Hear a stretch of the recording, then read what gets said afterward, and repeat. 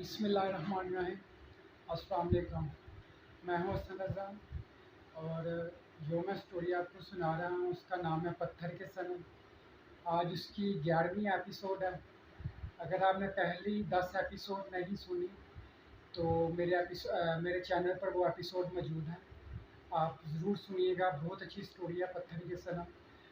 इस स्टोरी का मुख्तसर खुलासा ये है कि ये एक कामयाब बिजनेसमैन तुराब मलिक की कहानी है, जो एक इंतहाई कामयाब बिजनेसमैन है और बहुत अच्छी ज़िंदगी गुजारने के बावजूद वो अपने माजी की तल्ख यादों में खोया रहता है।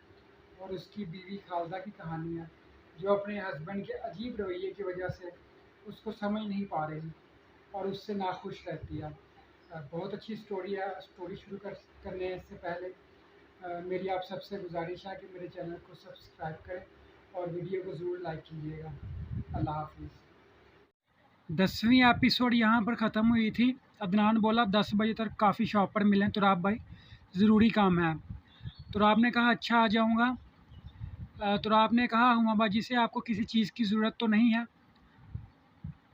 मैं एक काम करने जा रहा हूँ, कुछ देर लग जानी है। हुमा जी कहती है नहीं कोई काम तो नहीं, बस जल्दी आ जाना, पता नहीं क्यों दिल घबरा रहा है, घर में भी अकेली हूँ। मैंने कहा जल्दी आ जाऊँगा, टेंशन ना ले। मैं अदनान से मिलने के लिए चला जाता हूँ। 10 बजे के करीब काफ़ी शॉप के पास पहुँच चुका होता कि फिर अदनान का फ़ोन आ जाता, तुराब भाई कहाँ तक पहुँचे हैं? मैं बस पहुँच गया हूँ। तुराब कहता 5 मिनट तक तुम्हारे पास पहुँच जाऊँगा, 5 मिनट तक।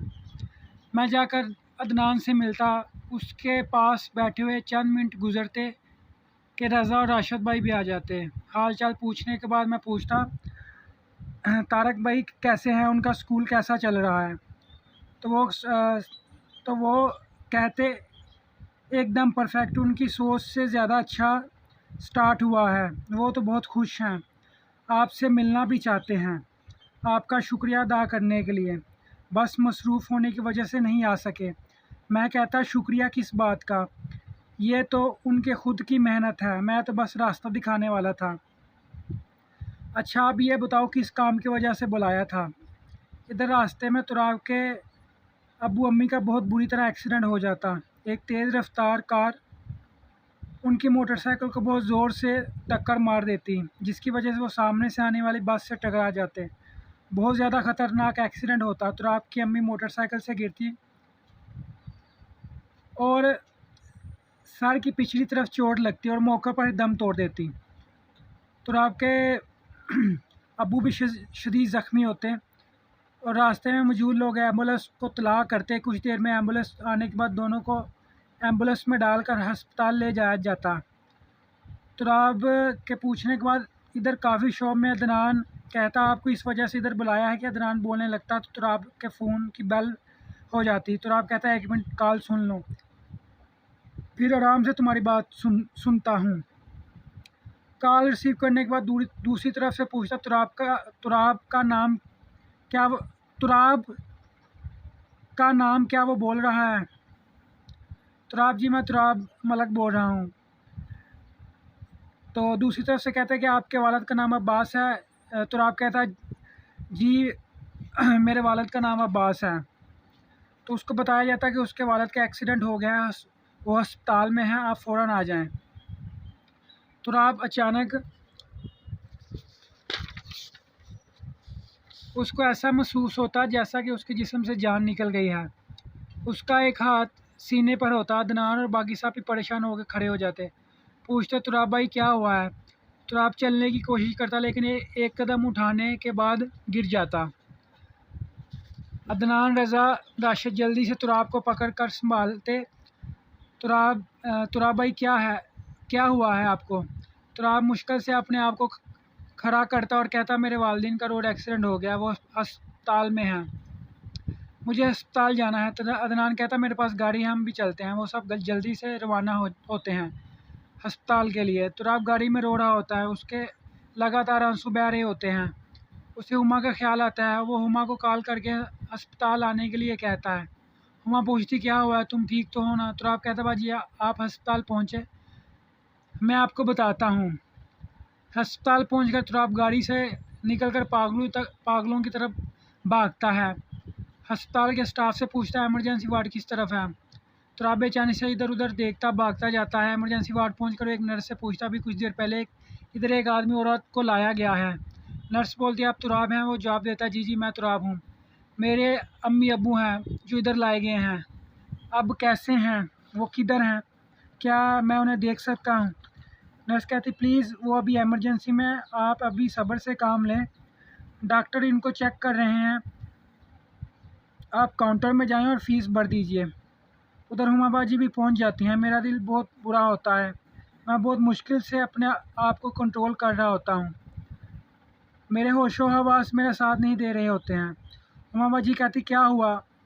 तुराब रोता हुआ उनको कहता अम्मी अब्बू का एक्सीडेंट हो गया, वो इमरजेंसी में है। हुमाबा जी भी सकते में आ जाती हैं। वो सुन सकते में खड़ी मेरी तरफ देख रही होती है।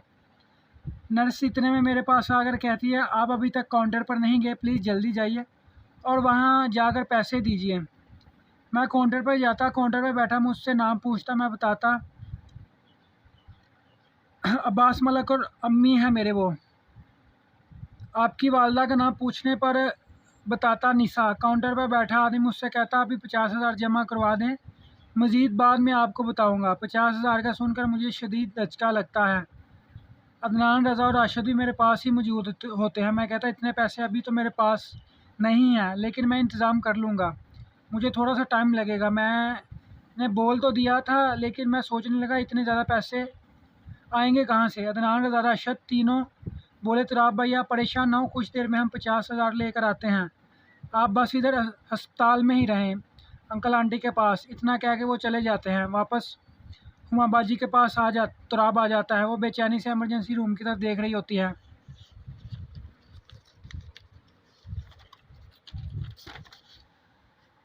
मैं जब उनके पास जाता तो मुझसे लिपट कर रोने लग जाती हैं। तुराब उनको समझाने की कोशिश करता बाजी हौसला रखे, इतनी बात कहकर तुराब खुद भी रोने लग जाता।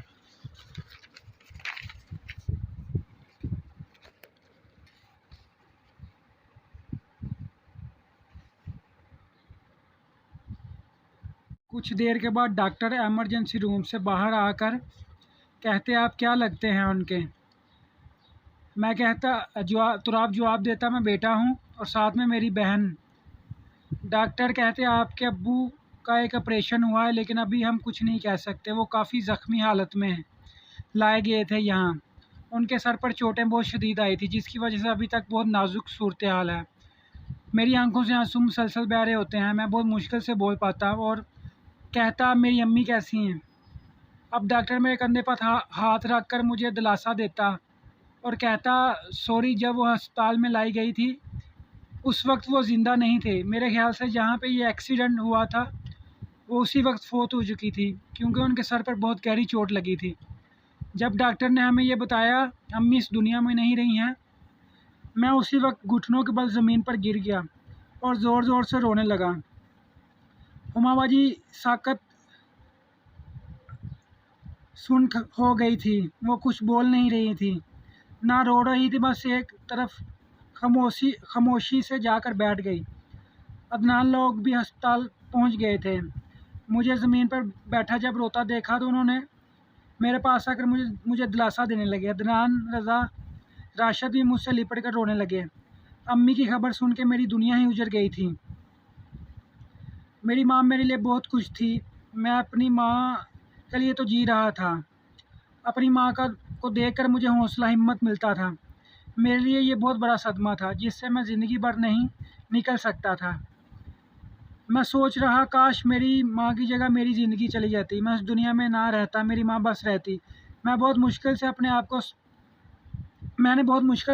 को संभाला। मुझे हुमाबाजी का ख्याल आया। मैंने हुमाबाजी की तरफ देखा, वो एक तरफ चुपचाप खड़ी थी, उनकी आंखों में एक भी आंसू नहीं था, वो बस अजीब से हाल में खामोश खड़ी थी एक तरफ।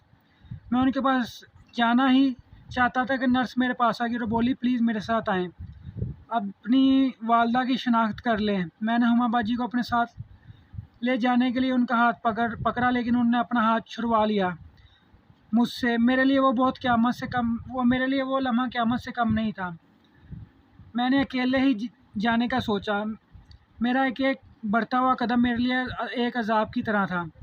मेरा दिल चाह रहा था मुझे मौत आ जाए ये देखने से पहले कि मेरी अम्मी इस दुनिया में नहीं है। इस वक्त वो हमें छोड़कर चली गई हैं। एक कमरे पर पहुंचकर नर्स ने एक मुर्दा जिस्म से कपड़ा उठाया। कपड़ा उठने की देर थी, मेरी चीख बुलंद हुई। सामने मेरी माँ थी। मैं ज़ोरों के साथ रोने लगा। मैं अपनी अम्मी का माथा चूम कर कहने लगा, अम्मी उठो ना, घर चलें। आप तो अस्पताल से दवाई लेने गई थी, यहाँ पर क्यों लेटी हैं? अम्मी अभी तो आपने हुमा बाजी और मेरी शादी करनी है। अभी तो एक दिन जब हमारे पास बहुत से पैसे आएंगे जी भर के खाना है। अभी तो मैंने आपकी हर ख्वाहिश पूरी करनी है और जो आपकी ख्वाहिशें दूरी छोड़ दी हैं। दोस्तों, यहाँ तक थी आज की 11वीं एपिसोड। उम्मीद करता हूँ आपको एपिसोड अच्छी लगी होगी। अगर आपको एपिसोड अच्छी लगी है तो कमेंट्स बॉक्स में ज़रूर बताइएगा और मेरी आप सबसे गुजारिश है मेरे चैनल को सब्सक्राइब करें, वीडियो को लाइक ज़रूर कीजिएगा। अल्लाह हाफिज़।